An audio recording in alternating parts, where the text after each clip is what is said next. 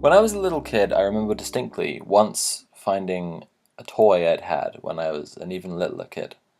I don't remember what age I was, but I can infer that information because of my reaction. I burst into tears. I clocked, in a real sense, looking at this thing from my past, that I had a past. And that meant I was getting older, and that meant I wasn't ever going to experience this thing in the same way again. I'm talking about my 4-year-old self, so this isn't a transcription of my conscious thoughts, it's a lengthy explanation of the overwhelming feelings I felt. Kurt Vonnegut has a book called Dead-Eye Dick. The protagonist is a lonely middle-aged man who never had the opportunity to make friends in his hometown, the town he still lives in, because of a shooting accident that happened when he was a teenager. The locals all call him Dead-Eye Dick, or at least they used to. Nowadays he just mostly imagines they do. Everywhere he goes, he knows people must be saying it behind his back. At one point in the book, he travels to New York, gets far away from his little town, and just for a little while, he isn't Dead-Eye Dick anymore. I think anyone who had rumors about them spread around at that point in life, but to some degree everybody, understands this feeling. It's that feeling that when you come home, the only person you can be is the person you are there.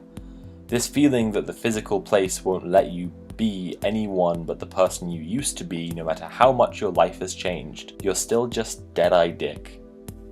I can't help but try to explain Night in the Woods in terms of other things, and there's a good reason for that. It's because Night in the Woods is familiar. This game instantly has the feeling of something you've seen before.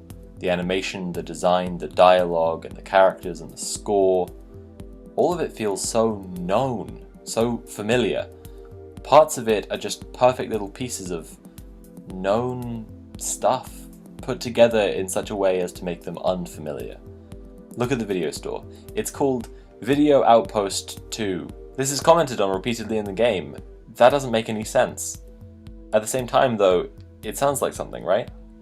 And you just for the life of you can't quite place what. The rhythm of the town after you come home is so perfectly familiar and at the same time alien and alienating.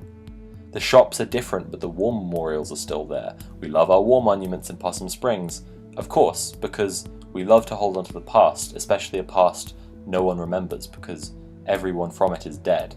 So nobody can question it, and it can never change. You go out each day seeing your mom in the morning, you come home every night and see your dad. When you see them together before the party, it's noticeably different. Before that, they're never together, just disparate, familiar elements. Nostalgic and alien. The characters have so much personality but no voices. Their words have to be read in your head, in your voice, making them familiar, but at the same time making you use your voice to read other people's words, familiar and unfamiliar. Quite early on, May has to play a song she doesn't know with her band.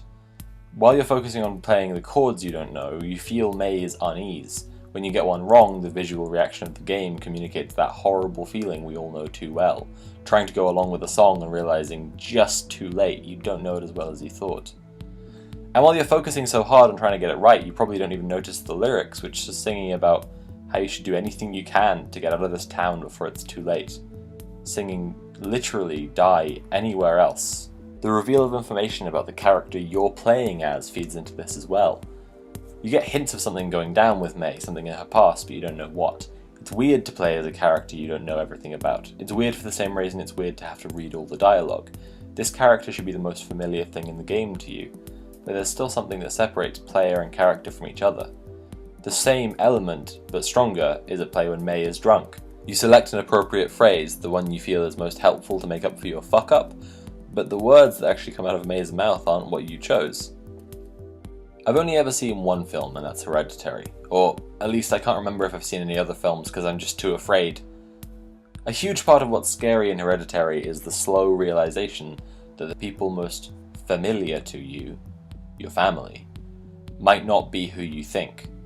The idea you might not know your family is scary because if you don't know them, you'd really be alone. And if you're alone, you have to confront the fact you're going to die at some point. There are forces pushing in opposite directions in the game. It's not just that you need to get out and go somewhere else, die anywhere else, but there's this force holding you there. While telling you off, Aunt Molly tells you the world isn't out there somewhere, it's here. But also, May says, we never had a chance here, but I can't go anywhere else, while also saying that the college founder statue was just shapes, which meant she must have been suffering dissociative episodes in college from the stress. There's an external force and an internal one. That's why I think it's most apt to describe it as a gravitational pull. We all know that pull, as Vonnegut would have described it, those invisible strings tying us to our home. But what if those strings were something more sinister? It feels like something is standing in your way and stopping you, but also pulling at you from the inside. The force of desire, the need to get out, is pushing you forwards, but the force of doubt and limitation and fear is pulling you back. Grace, from What's So Great About That, pointed out that a good amount of significant parts of the game make you run from right to left, which for us in the West reads as going backwards. In your nightmare, however, on college campus, you're running from left to right. The outside world and college and that other life, that's going forwards. Possum Springs and returning home and exploring the past, that's going backwards. That's the horror of the game.